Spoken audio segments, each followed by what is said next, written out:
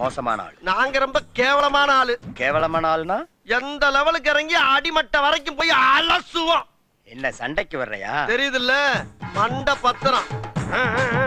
India England third series வீடியோவில் வந்து நம்ம ரிப்ளை பண்ணியிருந்தோம். அந்த வீடியோ கீழே வந்து எல்லாரும் பேசியிருந்தாங்க. கில்லை பற்றி இவர் பேசவே இல்லை. கில்லுன்னு வந்துட்டாருனாலே இவர் வந்து அவாய்ட் பண்ணுறாரு, அவாய்டு பண்ணுறாரு. கில்லு மேலே இவருக்கு காண்டு. கில்லு அடித்ததை எங்கள் டேடியா வந்து சொல்லுவார். எங்கள் டேடிக்கு இதான் வேலை, எங்கள் டேடி ஏன்டா என்ன பெற்றோன்னு அந்த லெவலில் யோசிச்சுக்கிட்டு இருக்காங்க. இல்லை, இவங்க வந்து எங்கள் டேடி வந்து வீடியோவில் வந்து கில்லு பெர்ஃபார்ம் பண்ணதை வந்து சொல்லணுமா? அருமை. நீங்கள் கேட்டதுக்காகவே வர்றேன். நீங்கள் என்ன கேட்டீங்க? இங்கிலாண்டில் விளாண்ட கில்லோட ரெக்கார்டு ஓடிஐயில் அந்த ஸ்கோரை ஏன் சொல்லலைன்னு தானே கேட்டீங்க. இந்த வீடியோவில் கில்லை வச்சு தான் ஃபுல்லாக பேசவே போகிறோம். கில்லு வந்து 2025 2026 இப்போ வரைக்கும் என்னத்தை கலட்டியிருக்கார், என்னத்தை புடுங்கியிருக்கார், என்னத்தை நோட்டியிருக்கார், எல்லாத்தையுமே இந்த வீடியோவில் நம்ம பார்ப்போம். உங்கள் ஆசை எதுக்கு நாங்கள் கில்லை இவ்வளோ ஹேட் பண்ணுறோம் அப்படின்றது தானே. அதுக்கான பதில், அதுக்கான காரணங்கள் எல்லாமே இந்த வீடியோவில் ஃபர்ஸ்ட் பார்த்துருவோம். ஓகே, இந்த வீடியோவில் ஃபர்ஸ்ட் கில்லு வந்து நாங்கள் வந்து அவரை வந்து பிளேயரா எதுவுமே சொல்லலை. அவர் வந்து கேப்டன் ஆனார்ல, அதுக்கப்புறம் தான் எங்களுக்கு அவர் பார்த்து என்னடா கில்லு தான் கேப்டனா அப்படின்ற மாதிரி இருந்துச்சு. ஏன்னா கேப்டனுக்கு வந்து நிறையா பேர் அந்த லிஸ்ட்டில் இருந்தாங்க. எக்ஸாம்பிள் சொல்லணும்னா KL ராகுல் நல்ல கேப்டன், ஸ்ரேயஸ் ஐயர் நல்ல கேப்டன். இவங்களுக்கு மேலே கில்லு சார் என்ன கேப்டன் பண்ணிட்டாங்கன்னு எங்களுக்கு தெரியல. KL ராகுல் வந்து லக்னோவில் கேப்டன் பண்ணியிருக்காரு, அதுக்கு முன்னாடி பஞ்சாப்ல நல்ல கேப்டன் பண்ணியிருக்காரு. ஸ்ரேயஸ் ஐயர் IPL வின்னிங் கேப்டன். இன்னொன்று KKRக்கு முன்னாடி டெல்லி கேபிட்டல்ஸை ஃபைனல்ஸுக்கு கொண்டு வந்த ஸ்ரேயஸ் ஐயர், இவர் கேப்டன்ஷிப்க்கு பண்ணக்கூடிய ஆள் தான். இவரெல்லாம் நாங்கள் விட்டுட்டு கில்லி வீட்டு கதவை தான் நாங்கள் தட்டுவோம், அவர் தான் கேப்டனுக்கு ரொம்ப சிறந்த ஆள், தலை சிறந்த ஆள் அப்படின்னு சொல்லியிருக்கீங்கல்ல. அந்த தலை சிறந்த கேப்டன் 2025 2026 வரைக்கும் ஃபர்ஸ்ட் கேப்டன்ஷிப்ல சார் என்ன பெருசா அந்த சரித்திரம், அந்த அற்புதம், அந்த ஆச்சரியம் எல்லாத்தையுமே ஃபர்ஸ்ட் கேப்டன்ஷிப் ரெக்கார்ட்ல பாத்துறோம். ஃபர்ஸ்ட் 2020 இருக்கு, ODI இருக்கு, டெஸ்ட் இருக்கு. ஓகேவா? 2020 சார் வந்து வைஸ் கேப்டன் தான் பண்ணாரு. அதனால அந்த 2020 IPL வச்சுக்கிறோம். IPL 2020ன்றனால அப்படி வச்சுக்கிறோம். ஃபர்ஸ்ட் ODI சாரோட ரெக்கார்டை வந்து யோசிச்சு பார்க்கல. இப்படி ஒரு ரெக்கார்டா ODIல, அதுவும் கில்லு சாருக்கு அப்படி எங்க ஏரியாலெல்லாம் கோயில் கட்டலாமா அந்த லெவலுக்கு ஒரு ரெக்கார்டை வச்சிருக்காரு.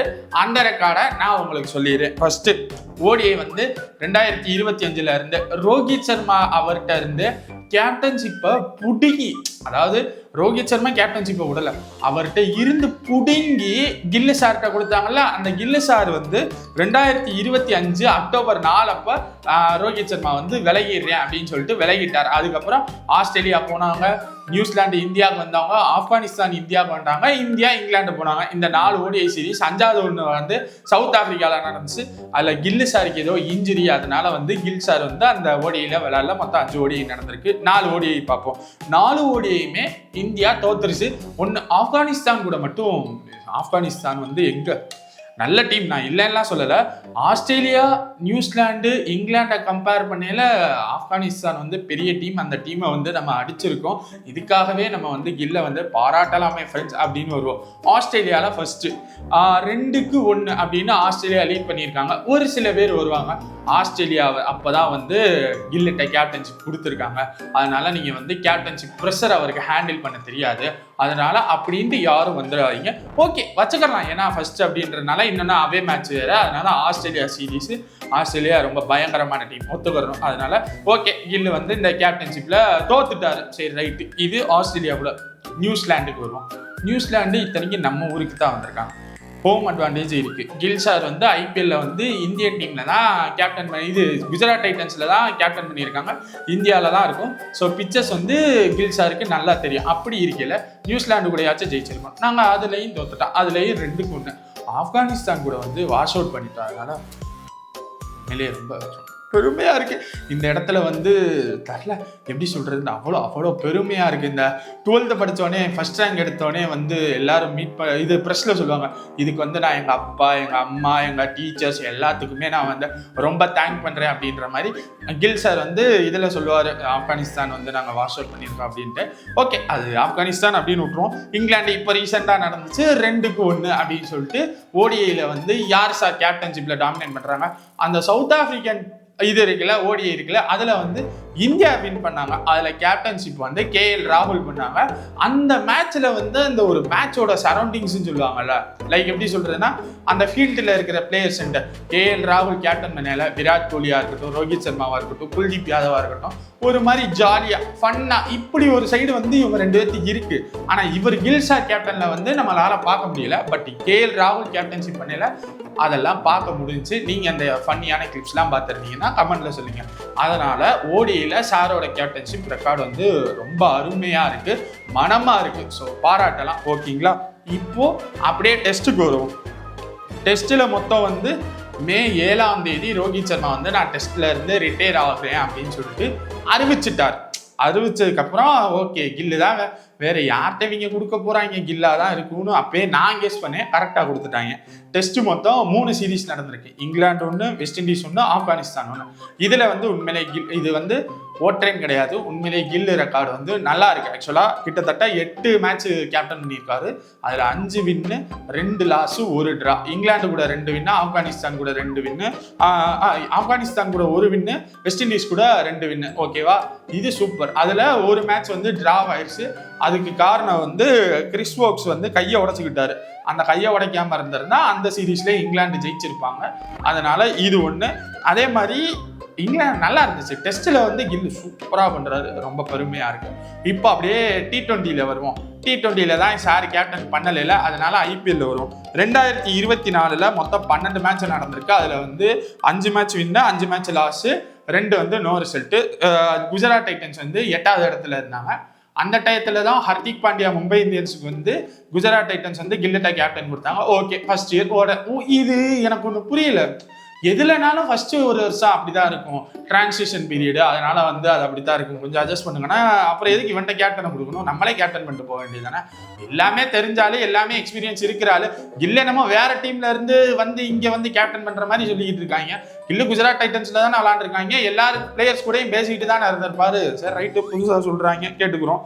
2025 15 மேட்ச் விளையாண்டுருக்காரு, 9 வின்னு, 6 லாஸ், 3rd பிளேஸ். இந்த இதை பார்த்துட்டு தான் கில்லு வந்து கேப்டன்ஷிப்பு பக்கா மெட்டீரியல் அப்படின்னு சொல்லிட்டு கில்ல வந்து ஓடிஐல கேப்டன் ஆக்குறாங்களா, என்ன கருமம்னு தெரியல.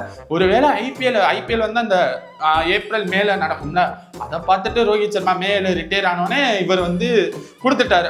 ஓகே, இவர் தான் டெஸ்ட்டுக்கு கரெக்டான கேப்டன் அப்படின்னு சொல்லிட்டு.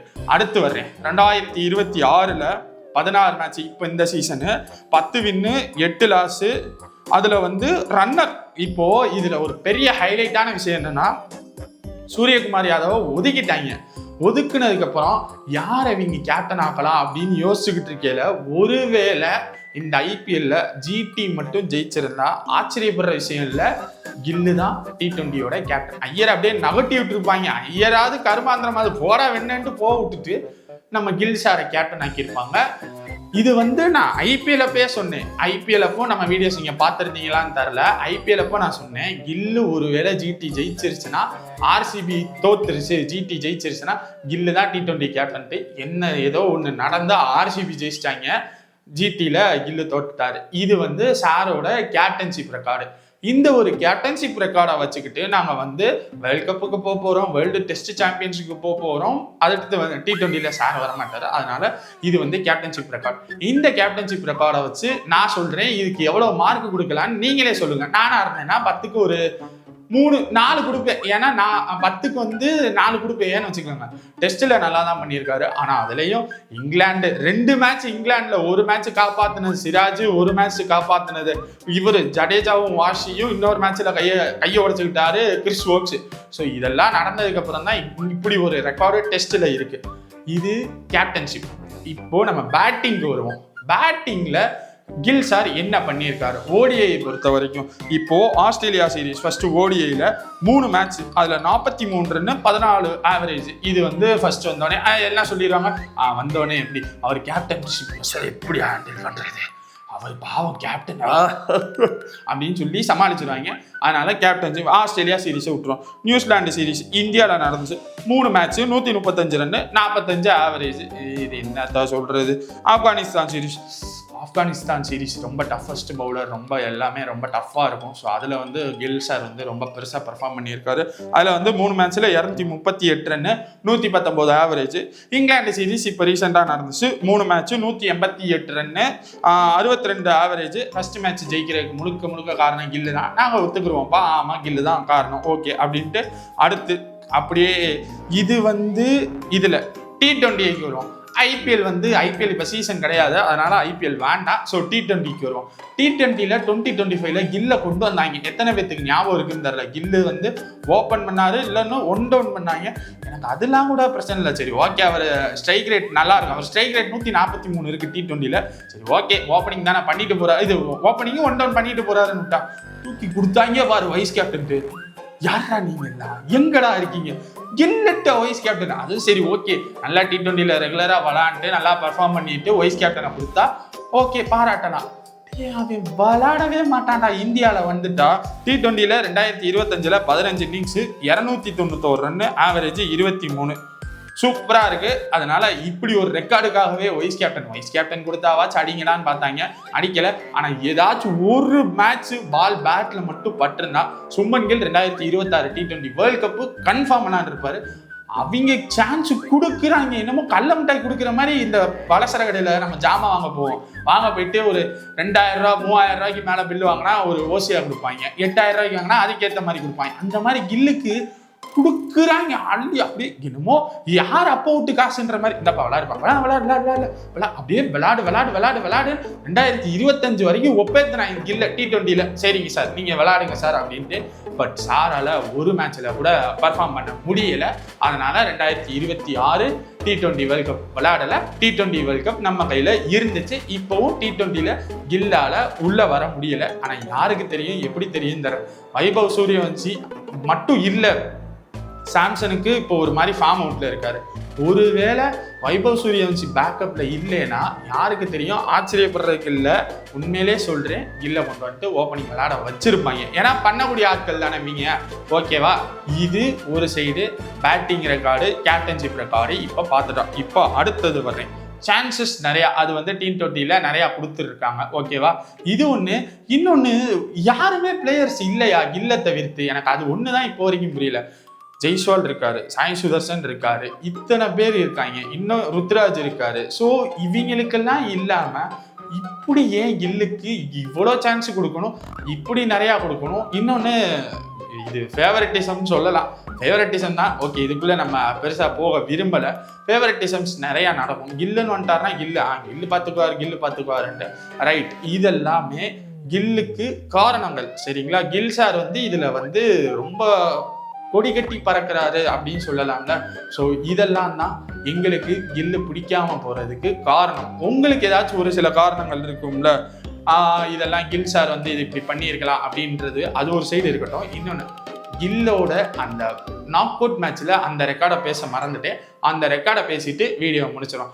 கில் சார் வந்து எத்தனை நாக் அவுட் மேட்ச்ல பெர்ஃபார்ம் பண்ணியிருக்காரு அப்படின்ட்டு நீங்க வந்து கில்லோட ரெக்கார்டை பேசல அப்படின்றீங்கல்ல. கில்லோட நாக் அவுட்ஸ் ரெக்கார்டை பேசிக்கிறோம். அவர் வந்து வேர்ல்டு டெஸ்ட் சாம்பியன்ஸ் ஃபைனல்ல இருந்தாரு, வேர்ல்ட் கப் ஃபைனல்ஸ்ல இருந்தாரு. நம்ம வந்து ஃபைனல்ஸ்ல மட்டும் பேசிக்கிறோம். எதுக்கு? அதுதானே நாக் அவுட், அதான ரொம்ப முக்கியமான மேட்ச், அதனால அதுல வருவோம். World test champions finals 2023 India vs ஆஸ்திரேலியால கில் சாரோட ரன் வந்து 13 ரன் ஒரு இன்னிங்ஸ்லயும் 14 ரன் ஒரு இன்னிங்ஸ். இப்படி ஒரு நாக் ஆடிட்டா எப்பா, உண்மையிலே எப்படி சொல்றதுன்னு எனக்கு தெரியல. ரொம்ப பெருமையா இருக்கு. ஓகே, இது வந்து வேர்ல்ட் டெஸ்ட் சாம்பியன்ஸ் ஃபைனல்ஸ்ல. அடுத்து world cup final India vs ஆஸ்திரேலியால. இத்தனைக்கு அது என்ன கிரவுண்டுன்னு எல்லாத்துக்குமே தெரியும். அகமதாபாத் நரேந்திர மோடி ஸ்டேடியம். இந்த ஸ்டேடியத்துல தான் குஜராத் டைட்டன்ஸோட ஹோம் கிரவுண்டு. எல்லா மேட்ச்லையும் நாங்கள் நொட்டிடுவோம். ஆனால் நாங்கள் வேற ஒருத்தன் கேப்டன்ஷிப்ல ஃபைனல்ஸ்ல வந்து நொட்ட மாட்டோம்ட்டு 4 ரன்னு 7 பால்ல யாரால 4 ரன் அடிக்க முடியும்? எவ்வளோ ப்ராக்டிஸ் பண்ணியிருப்பாரு இப்படி ஒரு நாக் ஆடுறதுக்கு. இது வந்து வேர்ல்ட் கப் ஃபைனல்ல. அடுத்து சாம்பியன்ஸ் டிராஃபி ஃபைனல்ஸ்ல துபாயில, சரிங்களா? இதுல வந்து 31 ரன் அடிக்கிறதுக்கு எத்தனை பால் ஆகும்? ஆனா கில் சார் வந்து ரொம்ப கம்மியா 50 பால்ல 31 ரன் அடிச்சிருக்காருன்னா இதுக்கெல்லாம் இதுக்காகவே நம்ம வந்து வேர்ல்ட் கப் 2027க்கு கூட்டிட்டு போய் கேப்டன்ஷிப் பண்ணி அவர் கையில அவர் வந்து ரன் ஸ்கோர் பண்ணி இந்தியாவை ஜெயிக்க வச்சு அந்த வேர்ல்ட் கப் ஃபைனல்ல போய் பர்ஃபார்ம் பண்ணி வேர்ல்ட் கப்பை ரோஹித் சர்மாவுக்கும் விராட் கோலிக்கும் டெடிகேட் பண்றாருன்னா எப்படி இருக்கும் யோசிச்சு பாருங்க. அதை வந்து கீழே கமெண்ட்ல சொல்லுங்க. எப்படியும் ஜெயிக்க மாட்டாங்க இவங்களுக்கு தெரிஞ்சு. ரோஹித் சர்மா, விராட் கோலி, இந்த இதை சொல்றேன். இது அடுத்த வீடியோல பேசுவோம். பவுலிங் யூனிட்டை பத்தி பேச வேண்டியது இருக்கு, யாரை எடுக்க போறாங்கன்றதெல்லாம் பத்தி பேச வேண்டியது இருக்கு. கில்லை பத்தி உங்களுக்கு என்ன இருக்கு அப்படின்றத நீங்க கீழே கமெண்ட்ல சொல்லுங்க. இல்ல கில்லு நல்ல பிளேயர் தான்னாலும் அதையும் கீழே கமெண்ட்ல சொல்லுங்க. எதனால நல்ல பிளேயர் அப்படின்றத கீழே கமெண்ட்ல சொல்லுங்க. நாங்க சொல்லிட்டோம்ப்பா, நாங்க ஏன் கில்லை வந்து எதிர்க்கிறோம் அப்படின்ட்டு.